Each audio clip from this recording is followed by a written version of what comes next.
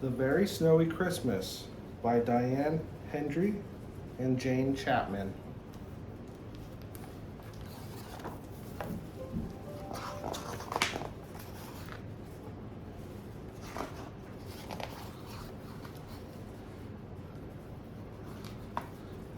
It was Christmas Eve. Big Mouse was making cheese pies. Little Mouse was making paper chains.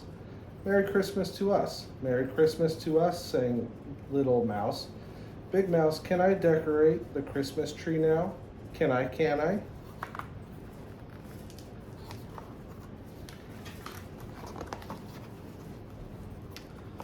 We'll do it together, said Big Mouse. Little Mouse hung golden acorns and mistletoe berries on the tree. Big Mouse put a star on the top. But we forgot the holly, cried Little Mouse. I'll go and get some, and off he ran. Make sure it has nice red berries, called Big Mouse.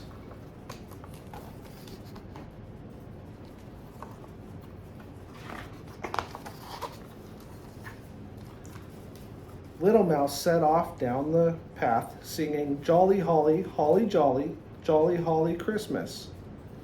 But there was no holly to be seen on the first corner, and no holly on the second corner, and no holly on the third corner.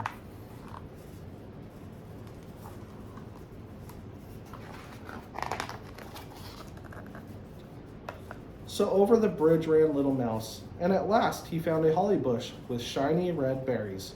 He jumped up and down with excitement. Oh, jolly holly, holly jolly, jolly holly Christmas, sang Little Mouse, stretching high on his toes to reach some.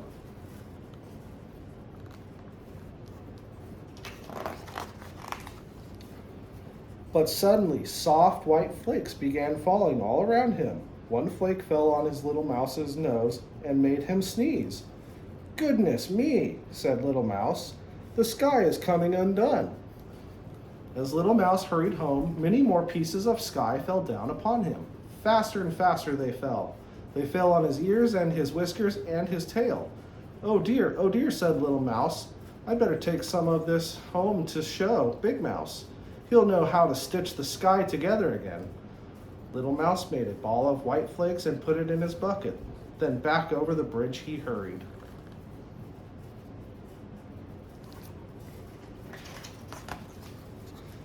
Suddenly he saw a strange creature in the water, making faces at him. It had lots of ears and a blurry face, and it waved its arms at Little Mouse.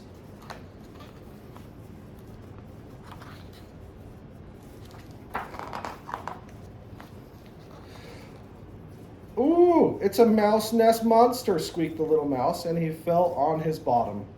Oh, I wish Big Mouse was here, he cried, scrambling up.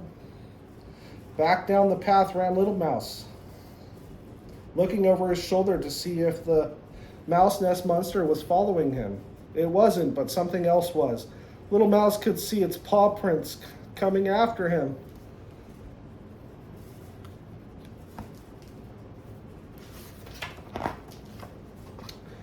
Eek! Help! Eek! Squeaked Little Mouse. Now there's an invisible monster chasing me.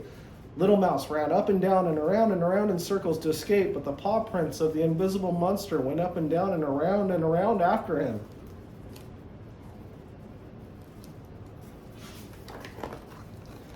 Little Mouse ran and ran faster and faster, whirled the white flakes, and faster ran Little Mouse, and still the invisible monster followed him.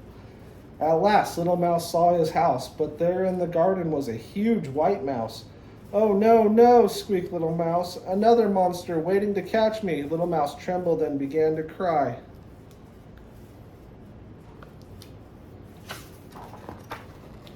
But then the front door opened and there was Big Mouse. Little Mouse leapt into Big Mouse's arms. Big Mouse, he cried. The sky has come undone, and look. He wailed, pointing to the paw prints. An invisible monster has been following me, and there was a terrible mouse nest monster in the water, and now that scary white mouse is staring at me.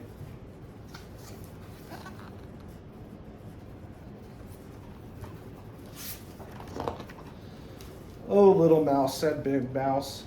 The sky hasn't come undone. It's snowing. And there aren't any monsters, those are your paw prints. And that mouse nest monster was your reflection in the water. And look. And Big Mouse showed Little Mouse his face in a puddle. And this is a snow mouse I made to welcome you home, he said. Let's make another. And so they did. Snow is magic, cried Little Mouse. Yes, said Big Mouse. Santa Claus likes snow too.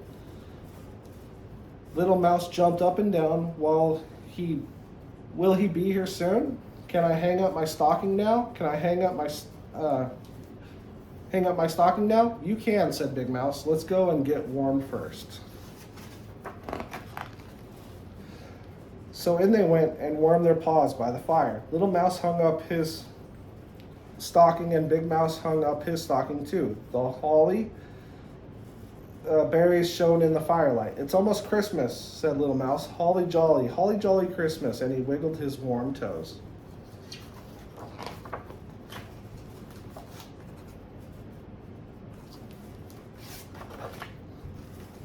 The end. Oh, it. My eyes are getting blurry.